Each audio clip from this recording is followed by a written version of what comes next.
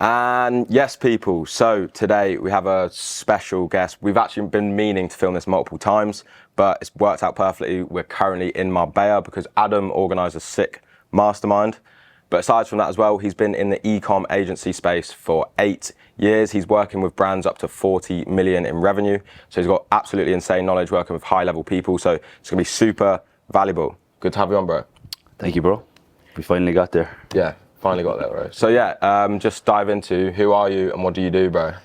So yeah, my name is Adam Power from Ireland. Currently living between Dubai and Marbella. And basically, yeah, 8 years ago, got my first program for Ty Lopez, started an agency, doing local social media stuff, then it's branched into ads stuff. Then when COVID came, went all in on Ecom. And yeah, working with some big brands for the past, say, 5-6 years. But now essentially we're kind of, I've built that business and built a good team to look after a lot of that. So right now I'm doing a lot more of the education stuff. Acquired a fitness brand as well that I am looking to grow over the next 6 to 12 months. And I'm focused on building a community, working with others, and doing more mastermind stuff like we did over the weekend. So we just had a 3-day event. Friday we had a meetup in a villa, followed by a dinner. Saturday we had talks from conglomerates in their space. Then we had a yacht for the evening, and then Sunday we had a gym session, followed by a beach day. So more stuff like that. Getting a lot of nice messages today, so that shit makes me happy. Yeah, it was really professional. You absolutely crushed it. There was some pretty cool speakers. It's pretty different to what I usually go to because normally it's like super ecom heavy, but this was like really online space personal branding, so got a lot out of it, to be fair. So yeah, so when you were starting your online business multiple years ago, how come you decided with agency rather than ecom? Yes, people, by the way, quickly, we're hosting a free AMA tomorrow in the Discord, so that'll be the top link in the description. But basically the goal is I want to go over like long-term branded dropshipping, the difference between like gimmicky dropshipping, basically show the examples, talk about my experience, talk about me scaling stores to like 3.4 and exiting it. So basically I want to go through that, so you can feel free to join. I think there's nearly 100 people so far signed up for it, which is pretty sick. But yeah, chance for Q&A, chance to learn a bit of information for free. Click the Discord link below. Because it got fed to me by Ty Lopez. Yeah, fair. Basically what happened was I got fired 3 to 5 times a year from 17 to 21. And then just before I turned 21, I came home after getting fired on a Friday from like a job that I semi-liked. It was bearable, semi-bearable. So, I was just about to sign a permanent contract. I was just about to have an okay entire life that I didn't, I suppose, hate. And I was about to settle for that. And a blessing in disguise, they say a gift from God comes wrapped in different, in funny packages. But got fired on a Friday and I came home and I was like, I'm after being fired from factories, construction sites. I got kicked out of college, failed school. There's literally nothing left for me. So I was Googling stuff like, am I stupid? I was Googling stuff like that. And I was like, maybe, what if I create my own job? And then I found Ty Lopez. He brought me through what I didn't know at the time, a webinar, a funnel. Went through that 90 minutes later and I was like, holy shit, this could be for me. Yes. Spent all my money on the thing and spent the next 4 months doing the program, and then spent the next 4 months just becoming a new person, just getting rid of bad friends, learning how shit works across the board, and just trying to get my first client. So how long did it take you to see success with agency generally? So for me, when I watched that webinar, I was like, okay, making let's say 2K a month in the factory job that I got fired from. And I was saying, imagine if I can make 2K a month from a laptop. So that was my initial goal. Obviously the goalpost moves as you keep going, but that was my initial goal. So that for me, that was success, and that happened in 11 months. Yes, that's pretty. A lot of people say, oh, I hit 10K in 60 days. First of all, most of them are lying. Second of all, for me, it wasn't about that. It was about becoming a different person. I got photos, man. I couldn't even tell anybody what I was doing for 6 to 8 months, because they would have just burst out laughing in my face, because I was just such the opposite guy from someone who would do something like that. You know what I mean? Like if you put up 100 people up against the wall and said, who's the least likely person to go into the entrepreneurship space or serve clients or build a business, it would legitimately be me. Yeah, that's crazy. So I had to spend like 6 months just changing who I was, because I knew the person who I was previously was destined for failure or mediocrity, and then the person who I needed to become, I just mapped that out, and I just read every book you can imagine and tried my best. Yeah, so how does one go about changing yourself? Because I see that as well. Like, whenever I've made the most progress, it's when I'm personally doing the best. So, like, how does one do that? So you gotta like, it has to be like semi-tangible. So, like, okay, if you need to be, like, if you want to be really fit, you need to have like a goal, which is like, let's say 8% body fat or something. Like, it has to be semi-tangible. So I believe that you need to get all different pillars of your life lined up. You gotta start dressing better. You gotta start getting your posture correct. You gotta start, make sure make sure you're ready. Make sure you're fucking, you're ready to rock. You're groomed. You're professional. And then you gotta get your mindset right. You gotta understand terminology. If like, be ready. And like, a good way is like, I think it was Napoleon Hill does, like, he talks about the power of the mastermind. It's like you sit at a table and envision all your heroes around, and how can you slot yourself into that? And if one guy's talking, if you think they're talking about this something and you lack in that, then go read 3 books in that and come back. And just, I suppose, getting yourself in that position, really mapping out your future self and envisioning who you need to become to attract what you need, events, people, circumstances, for you to fulfill your goal. So do you feel like this is an ever-going process? Because I feel like I need to go through this again. Yeah. But how do you continue to develop yourself? Like, because it feels never-ending, right? Yeah. So like, your imagination is literally a muscle of your mind. So if you, like, without imagination, those without a vision shall perish. That direct from the Bible. But you got to build a vision. And you gotta, like, literally work your imagination. It's the same way you do a bicep curl.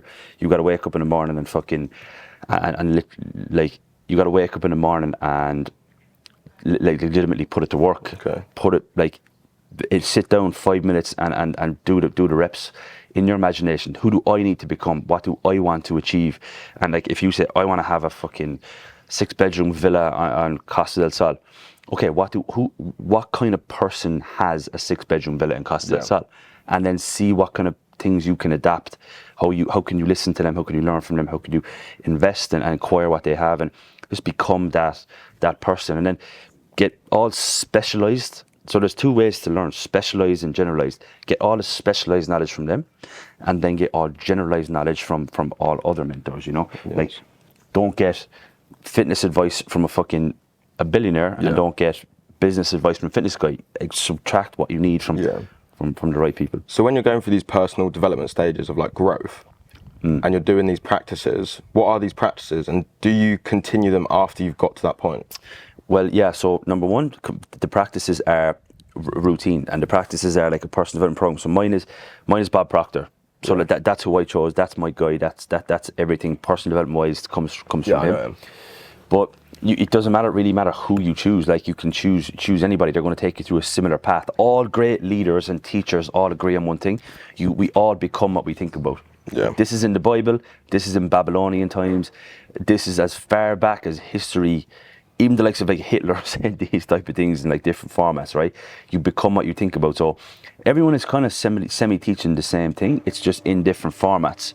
So everyone is kind of teaching the same thing, but you just got to choose. So the personal development, I have my guy in my routine, and that is in a program called Thinking into Results. So I do a program, Thinking into Results. I'm doing that for 5 years, and it's all about just envisioning what you need to envision within the morning. So you have to dedicate study time and envisioning time. So there's many ways to call it. Like, visioneering is something that they call it, but there's loads of different ways. And like, if you don't have a vision for the future, your mind will automatically and subconsciously revert to the past. And that's your paradigm. Your self-image and your paradigm is who you are. These are beliefs that we don't know you have, by the way. If you believe you're wealthy, you will acquire wealth. Like, so your job is to instill the belief, and you work on the belief through emotionally put the vision into your conscious mind by visioning, and then when you're visioning, you got to feel it. Yeah. And the way to communicate to your subconscious mind, which is 90% of your being, is through emotion. So you got to get that. You got to drop the feeling through the vision into your conscious, into your subconscious. Okay. When it's in your subconscious, it will start to happen, and that's the secret. You know, obviously that one term there is summarized in a million books, right? But like that's kind of the main thing, right? So in the morning, have a routine that does that. You know. Yeah. So obviously, you're creating these envisions. You're deciding to make a better future yourself. I do this all the time, but I'm very hit and miss, up and down sometimes. Yeah. But I feel like I'm again going through a period of change. Yep. And I've done this multiple times in my life. But how do you trust these things are going to work out in the way they should? Yeah. Scary. Yeah, it is. Yeah.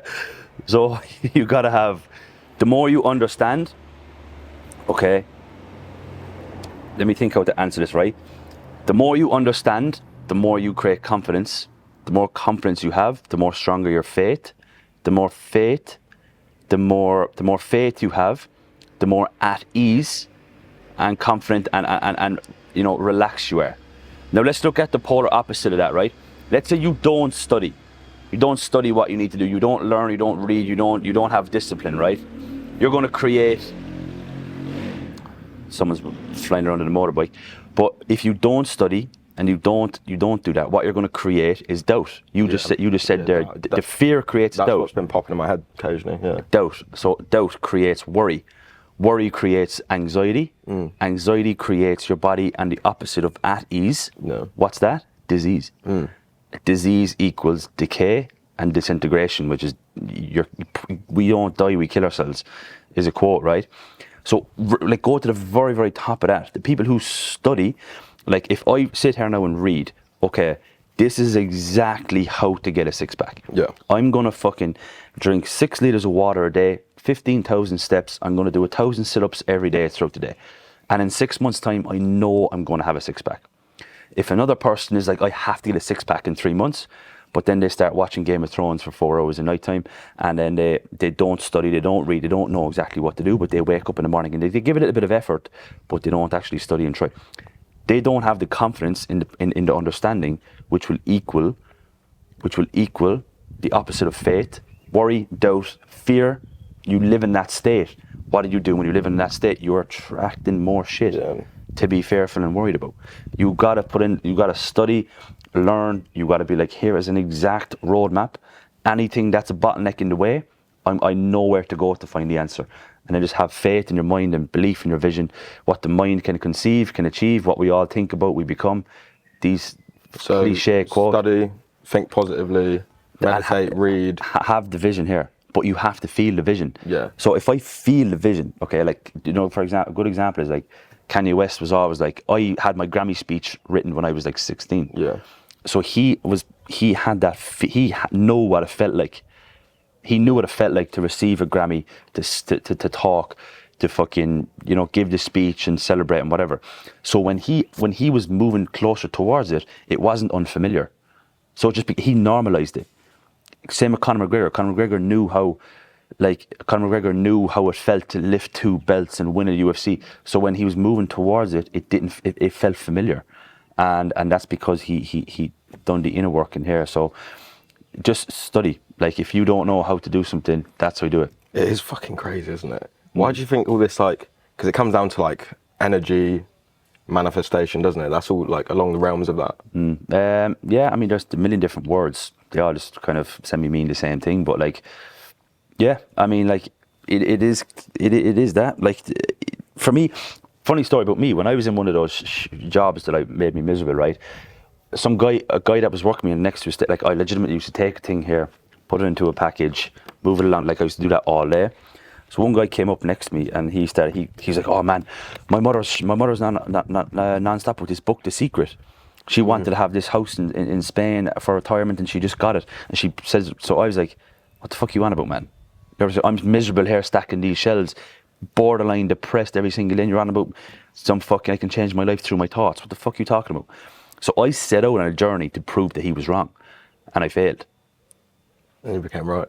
Well, they were right. And then they were right. That's crazy. And now I legitimately set out on a journey to be like, these books are all bullshit. And I was so wrong. And I was like, no, it can't be right. It can't. And I went deeper and deeper and deeper. And I was like, this shit is real, man. Yeah, it's crazy. Yeah, I've done a lot of writing. Like, I write all my goals down, and pretty much most of them have come true to a degree. Like, generally slightly out, but to a degree, pretty accurate. Yeah. Fuck, man, it is a crazy life. It is like super up and down. Like, the weird thing as well I find is when you're, I don't know if you're going through this now as well, but when you're in this state of like growing, or you're trying to get to the next level, like usually your world changes very fast, or things start to fall out. Would you agree? So like, for example, for the viewers, let's say someone decides to change their life. They were like working 9 to 5, they want to go through all these stages, and everything starts to change. Their friends start to not hang out with them, or etc. How would you advise people go through that? So there's an old saying, right? It's like God will give it to you, and then wait to see if you really want it.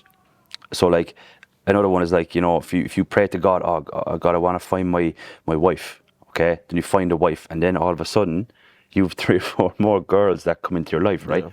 God is showcasing, do you really want what you're praying for? Like, are you committed to receiving it?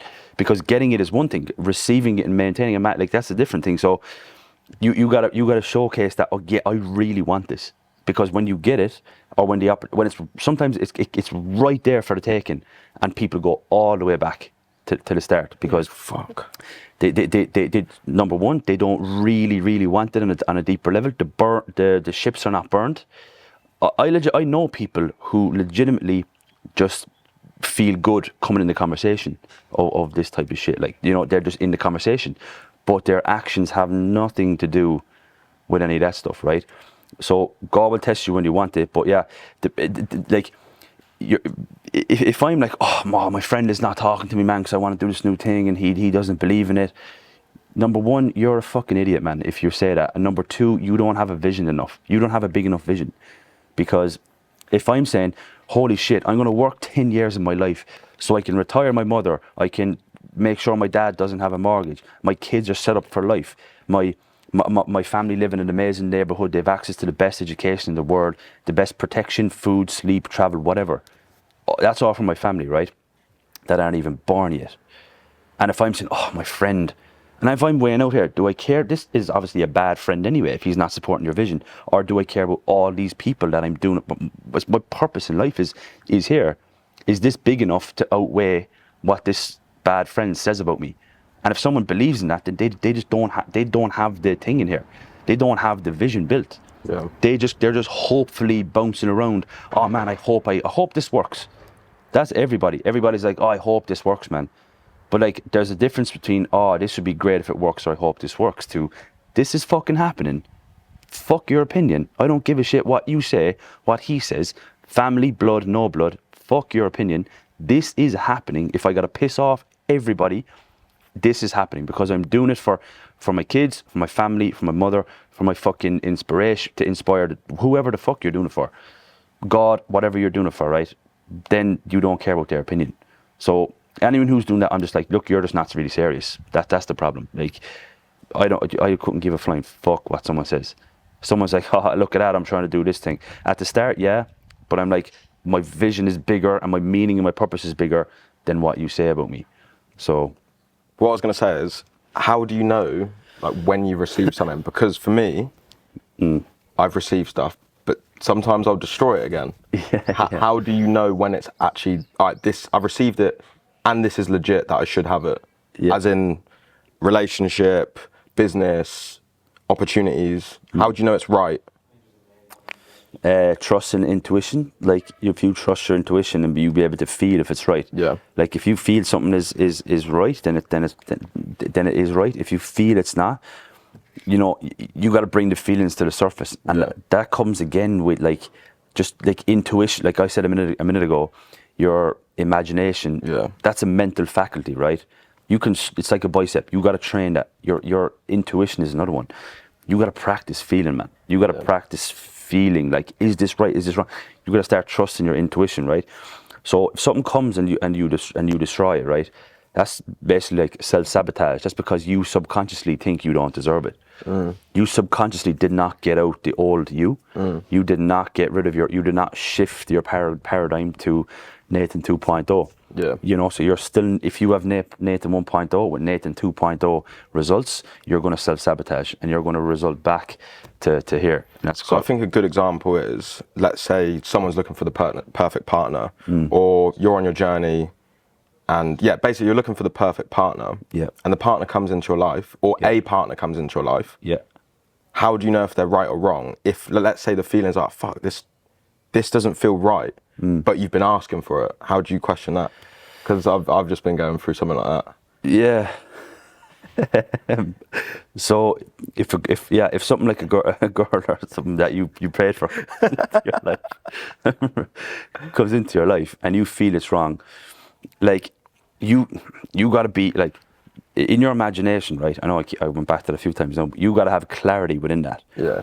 If you want your girl to be in a specific way, and you get a girl that is maybe a little bit, but then also has these other things, things that you start to question, then it's very likely it's not for you, right? Yeah. You might not want to admit it's a very hard truth, right, initially, but it's not for you. So when it comes, you can also pray for the wrong thing. That's what I was thinking. Yeah, because you can pray for the wrong thing. So that's your job then to have, like, for example, if I say, I just want more money, man. Yeah. I just want more money. I can walk down the street and some guy, and I could find a €1 coin on the floor. And so I know I have more money. But I want $10 million. I want $10 million. I want $10 million. So if I get $9 million, no. I'm working to the 10. So it's clarity. Okay, if you say, I want a girl, okay, like you said, a relationship, a girl could come in. It could be a great girl, but it might not be for you. But you didn't pray for the right girl that's for you. So like, you got to have so much clarity in that, and you got to get like people say there's 4 main pillars: health, wealth, love, and happiness. Right? Yeah. So you got to get the clarity on that. So when you're praying for a girl to come in, and you're like, she's got to have the attributes that you want, and not have the attributes that you don't want. And like, if it's not for you, man, you'll know. If it's for you, you know. Yeah, fair. All right, here's another one. You keep mentioning God. How did you develop your relationship with faith? So, I always had a relationship with faith. I've always had a relationship with faith. Like, I got the Pieta tattooed all on my arm here, which is a statue of Holy Mary.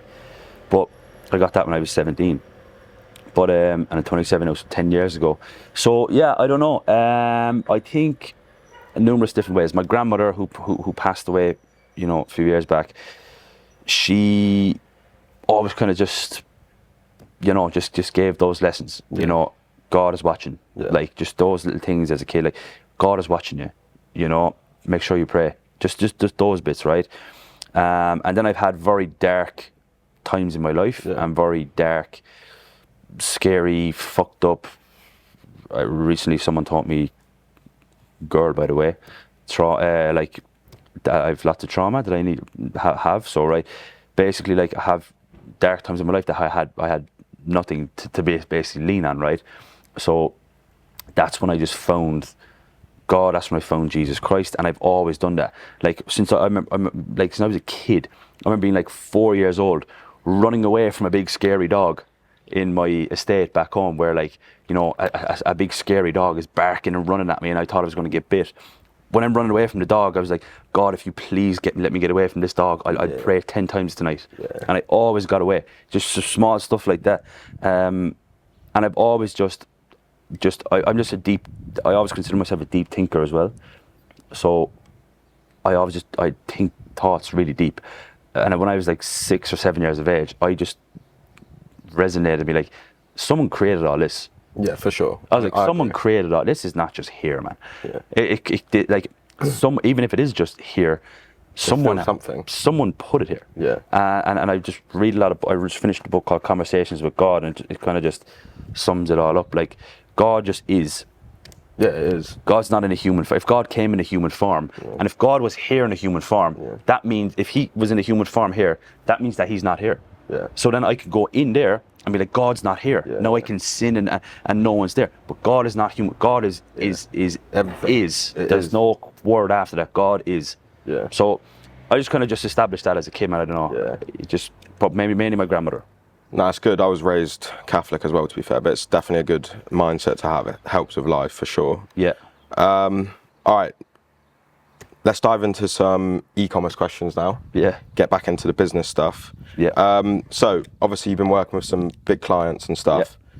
What are the, like when you take on a client for e-commerce, what are like the key pillars you're first going to review on their brand? The owner's mindset. Okay. That's a different approach. Owner's mindset is everything, right? So I recently we have a partner which is a I could say it's a warehouse. It's a fulfillment partnership, right? We refer lots of brands there. So we recently had a call over Christmas, and he said something that resonated with me massively. He was like, "Man, we have some great products in here, and they're not selling, right?" Now, funnily enough, I have my brand is stocked in there, and it's not selling right now, simply because I had a 30k stock order, and it came in the wrong material back in December. So I was just super pissed off, and I called him. And then we had a good hour conversation. He was like, "Look, Adam, it's from a quote that fucking hit me."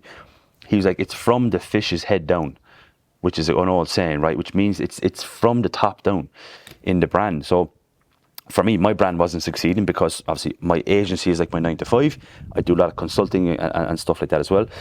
So my brand was just a side thing, and I couldn't. So it was a big moment for me back in December when this happened, and like gifts come wrapped in small in funny packaging, right? So 30k down the drain, but like that lesson now shaped up the next 10 years for me. So when that happened, I had a call with him, and he said the fish's head down. So what that means is like the top level, the Ben Francis, he's filtered down to build Gymshark. The values, the understanding, the leadership, the risk to reward ratio, the thinking, like the strategy, it comes from him down, right? Same like Reese Wabara, someone who I look up to. But the fish's head down. So I take on a client and they'd say like a couple of things. Number one, they'd be like, "Oh, ROAS. And I'd be like, "What's your NCPA?" "I don't know." But okay, you know the ROAS, but you don't know your new cost per acquisition. Advertising is acquisition. You have to understand the pillar in the customer journey or the brand as a whole. If someone can understand that advertising is for acquisition and they focus all their attention on all the other points, then that brand can scale. And I'm like, okay, we acquire and we retain. We focus on the full customer journey. You know, if I say to you, if you agree with me on the benchmarks are, if your website is a 1.5 conversion rate and all of a sudden we give you a report and it says it's gone to 0.9%, you now know that sales are going to be down 30%. You have to agree with me that it's this. If a client comes to me and says, "Hey Adam, we don't know what's wrong, our ROAS is falling off and our profitability is down," within 10 minutes I can tell exactly where it is. A brand owner who says, "You're right, I'm going to call someone straight away to look over the website," I'd be like, perfect, plug that hole, fix that, and then everything else will fall back into place. The worst thing is like, "Nah, you're making excuses." And if I'm saying, I'm showing you in data right here, right now, that your conversion rate should be 1.5%, it's 0.9. Like, and if they're like, nah, the ads, the email copy is wrong. No, it's the creative is wrong. We have I'm like, it's not opinion. I don't have an opinion. It's data. It's legit data. It's black and white. And some of them cannot understand. And so many times it's happened where we've worked with a client for a year. We've had this leak. They disagreed to fix it. They did not make an investment in the CRO. They did not believe in increasing the AOV. Did not agree in the upsell. Did not agree on getting a good offer to get the acquisition down. And what happens was that it starts to balance out, right? The ROAS comes down, the spend goes up. They switch agencies, they come back 6 months later, or I cross paths 6 months later. Number one, they come back, a lot of the time they come back. But number two, they send me a message, or we catch up a year later, or we meet, whatever, and they're like, "You were right, man. You were right." And I'm like, "If you just listened to me a year ago, man," I'm like, "I'm not a bad guy." Yeah, I would never steer anybody wrong. I'm like, this is it. If you trust me and fixed it, so number one is understanding with the brand, and number two would be, I suppose, just you have to connect like with a client in like a personal level as well. You have to be excited, you know. Like if a client messages me at 10 o'clock at night time, fuck man, I know it's late, but here's a fucking idea. What do you think? And if I think they're a great guy, I'd be like, I'll ring them back, and we'll be on the phone for fucking 2 hours. And I'd be like, in the morning, I'll send them a Loom video on everything that I think and all that type of stuff. But if you're rude, if you're just annoying, if you're drilling my team all the time and not doing what we say, yeah, then it's just a red flag, man. Red flag. So yeah, working with the right clients is pretty difficult for agencies, I would imagine. yeah. I know I went on a bit of a rant there again, but it's what I No, do. good. So when you're scaling a brand, how much? Okay, what are the biggest paid advertising platforms you're using at the moment to like leverage? Well, Facebook and Google would be the Yeah, main ones. That covers Instagram and YouTube as well. It's like we always, if a brand is doing 10 million plus, we'd always layer Snapchat in there. Sometimes there's always someone in-house in the brand that's like, we have to get TikTok. TikTok is the lowest ROI platform that exists by a country mile. Do you know what's crazy? It's literally like on the YouTube guru space, all everyone talks about is TikTok ads. When none of the biggest brands are like smashing numbers on it up. Yeah, really. that's 'cause it's a unique offer. Like Yeah. everyone over the past like say 8 to 10 years is offering Facebook. Now the TikTok guys are, but like everyone's talking about TikTok, yeah, but no one's posting legit. No one's scaling brands. Yes, organically for sure. If you got if you got a product that fits, and you got an amazing organic strategy, and you got everything in place, for sure you can scale TikTok. But just in regards to spending 25, 30 grand a day, and you want to get the highest bang for your buck, TikTok is last on the list. Yeah, for sure. Okay, bro. So like these brands you work with, what are generally their creative strategies? Creative strategy. So again, a lot of time we always just say hook, story, offer. Yeah. In the creative direction, but it's usually my team would have a creative direction meeting once a month with the brand or the brand's creative team. So essentially, it's basically hook, story, offer, and then we have just a mix of static images. We have a live sheet. We have a live doc that has like, you know, it's a template in fucking Go High Level. We have a live sheet, and the brand owner can select their industry at the top, and there's like 20 of the biggest brands in the space all load up. We can click one click to the ads library, one click to the landing page. We can see all the strategy, the offer, everything. So we can do like extensive market research in minutes, basically. So Yeah, sick. All right. So what niches have you seen do the best? supplements, cosmetics. Up to about a year ago, I would have said clothing, but it's just so competitive now. Again, going back to the brand owners are. I get a lot of the problem is a lot of brand owners are creative and not analytical. Yeah. I think you can only operate, like, I'm not creative, but I'm analytical, right? So a brand owner, especially in fashion, is usually very creative. So it's less like they're analytical. So just like I said there, that'll be on the back burner for way long. There should be like the conversion rate, increasing AOV. So clothing, we've had the most success in clothing over the years, but we've seen a lot of competition. You know, everyone's doing a clothing brand, right? And a couple of random ones then, like cycling, jewelry, massive one. Yeah, just the usuals, man. But supplements would definitely be my One thing I was thinking about as well is I think founders, like showing their faces on the ads and stuff, like founder stories, like personal branding towards. For sure. Shout out like George Heaton. Yeah. Like everyone follows everyone wears represent for George Heaton. Yeah, like exactly. I would not even be aware of the brand if it wasn't for him. So do you think that's a good way to go in the future? Yeah. Yeah, for sure. All right, bro. I want to get into like your traveling stories, where you've been living, because we're in Marbella now, but you said you used to live in Marbella for 3 years. How come you chose to live in Marbella for 3 years? So when COVID came, I was like, fuck this, right? I just moved into my dream apartment before COVID, okay? And like 6 weeks later, COVID came. So I was like, fuck this, man. I'm not doing this. I had the blessing to be able to work on a laptop. So I was like, I'm just going to, for me to look after my own mental sanity, because that was a shit time for everybody, right? But I was like, I'm just going to work, and then I'm going to get access to the beach. I'm going to be in the sun. An old man taught me years ago, all your problems are halved in the sun. Yeah. I think it's a great analogy. But so yeah, basically when COVID came, I bounced in like start of 2020. Went to Valencia with Jay Wells, actually. Me, Jay, just got a place over there. Just like, we're going to work here. We're just going to fucking, get coffees and just have a change of scenery, just to look after our mental health at the time. And so I stayed there for about a month. I didn't really like it that much. And then someone said Valencia is great, so I went there. I think Jay booked like this shit Airbnb. I was like, and we came and I was like, what are you doing, man? And I was like, this place is shit. And he's like, no, it's fine. So it was actually a great place, but he just booked this shit location, right? So stayed there for like 2 weeks and I was like, nah, I'm out of here. Jumped into a rental, and if someone said to me in Marbella, like, why are you in different parts of Spain when we're all in Marbella? Loads of people here. It's the best gyms in the world. And I was like, holy shit, I never even thought of Marbella. Hopped in the car, 4 hours later, arrived. And when I drove in the roundabout in Puerto Banús down there, I just literally said, this is home. Yeah. So I was like, this is fucking home. I fucking loved it. It's perfect. The energy, the culture, the nature. It's just the best place ever. So ended up staying here for 3 years.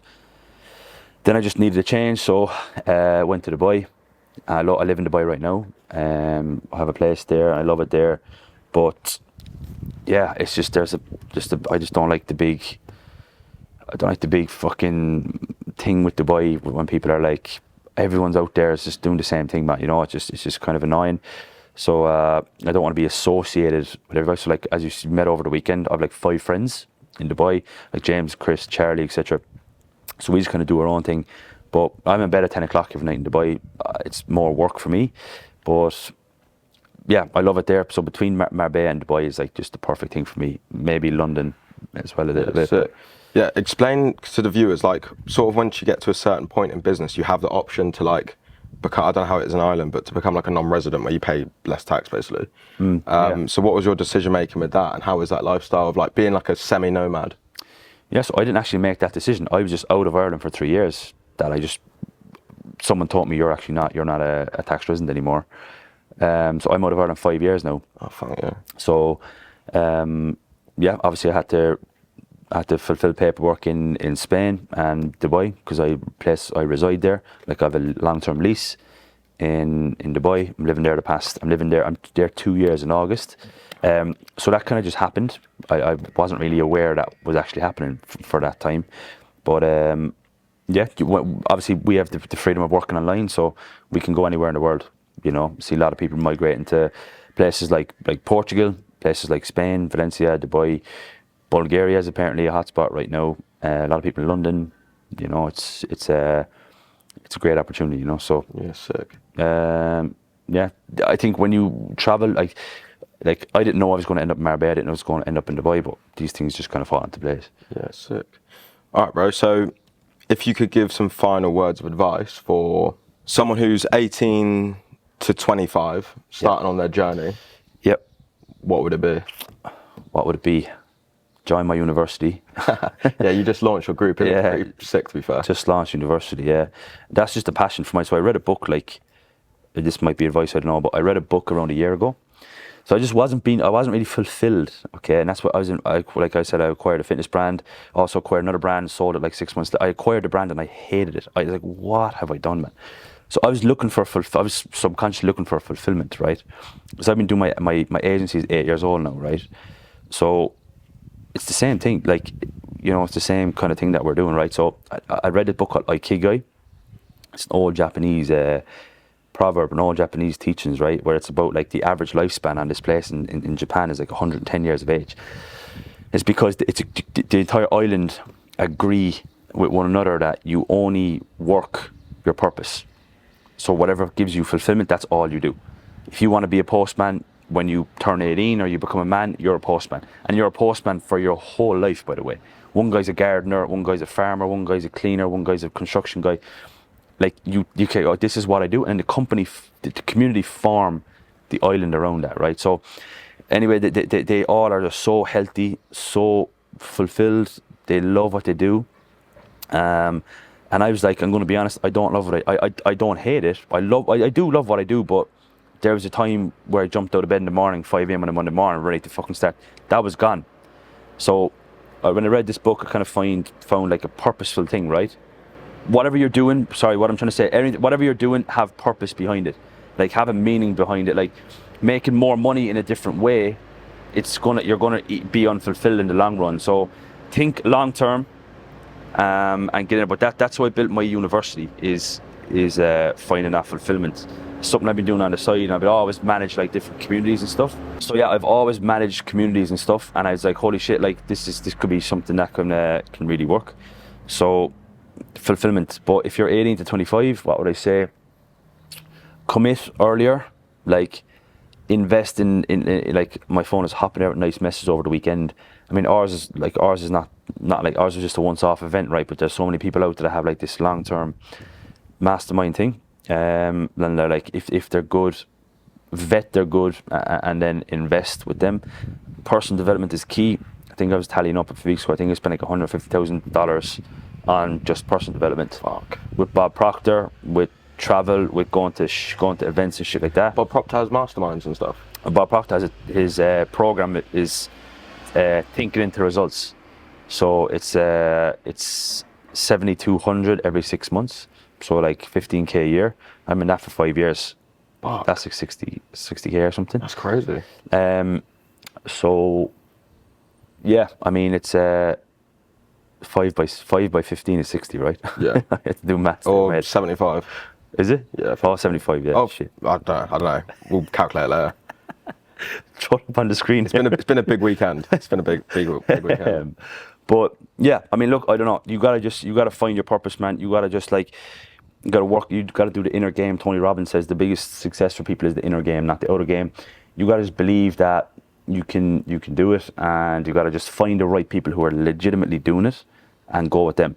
Everybody online right now has a fucking program or has something. I can guarantee 90% of them have never done it. They have never done it. It's also a lot harder than people preach online. Like, Yeah. it takes like I was doing Ecom for 4 years before I actually got any success. Legit 4 years. But it was like a hobby. But it was 4 years of learning. Like, it's not fast. Yeah. So there's a great quote, like, it's not about the person who's better or worse. It's about the person who can just hold it down longer. Okay. The person who's locked in. Here's another good final question, actually. When someone's starting, they see all this, like, oh, it's easy to make 10k a month. Ecom works, it's so easy, dropshipping works, agency. How do you explain someone to ignore everything and to make sure, because you've got to focus on your lane. How do you explain for people to ignore the distractions of the online space? So you got to just go, you can't think of or worry about C before you get to B. So you got to go from A to B, then B to C, and then C to your way will open up. And you got to be able to write and think, like, you got to be like, here's my goal. What's one thing? There's a great book by the One Thing by Gary Keller. Great book. So like, you can say you have to start your domino effect. Like, what's your domino effect? So I think, like, from being in Dubai, I know there's so much cap anyway. Like, it's just all bullshit, man. There's so much shit online, and I'm happy that I have seen it, and I can know how to navigate it. You got to be all in. You got to burn the boats. You got to burn the fucking boats, man. Everyone who I speak to is, I'm going to spend the next 6 years in college to get a degree to fall back on. Why do you want to fall back? It's stupid. I don't agree. I'm verbal about it. I don't agree with the formal education at all. But like, why do you want to fall back? Why do you want to fall back on anything? Like, That's very true. You know, you should be falling forward, man. I think that's a quote from Denzel Washington. But like, spending 6 years of your time for something to fall back on, like, it's just bananas, man. It's really bananas. But some people are like, Adam, I'm going to finish my degree and then I'm going to start this thing, and I'm like, you're never going to do it, man, because the pain and suffering you need to fuel to make it happen only come when your back's against the wall. You learn who you are then, man. Like, you will learn who you are and who you're not when that comes. So if I'm like, I'll give this a shot, man, if it works, it'd be great. But sure, I can always go back and be a fucking engineer anyway. Like, in Ireland, engineering is like a 6-year thing as well. It's different to the UK, by the way. But so if you have that there and you're falling back, I think it's it's never going to happen, man. So go all in, put your focus on it, ignore everyone else, Yeah. and crush it. You gotta burn the boats, man. You gotta burn the boats, and when you're like, fear is good. Managed and directed fear Is a good thing. is a good thing. Like that dark energy you can tap into when you need to. That's what you need, and that's how to get success. Like if I had a degree, I would have never done what I need to do. You know. So you got to burn the boats, go all in. It's the only option. You can't be half pregnant. You can't have one foot in, one foot out. If you're doing something, you've got to be all in and make it happen. Yeah, sweet. So if they want to find your university or your social, what are they going to? Yeah, so Adam Power 96 on Instagram. Just got my blue tick this morning, by the way. Let's go. And www.powereduniversity.com is just gone live like 4 or 5 days ago. So Callum is onboarding people. And yeah, I think we have the price. After 100 people come in, the price is going to go up. But if you guys want to come in, just say Nathan's name and Callum will look after you. And yeah, pretty much send me a DM. I'm always active in there. You know, I'm building community, stuff like that. So yeah, pretty much it. Good shit. Good to have you on, bro. That was a really good chat. Amazing.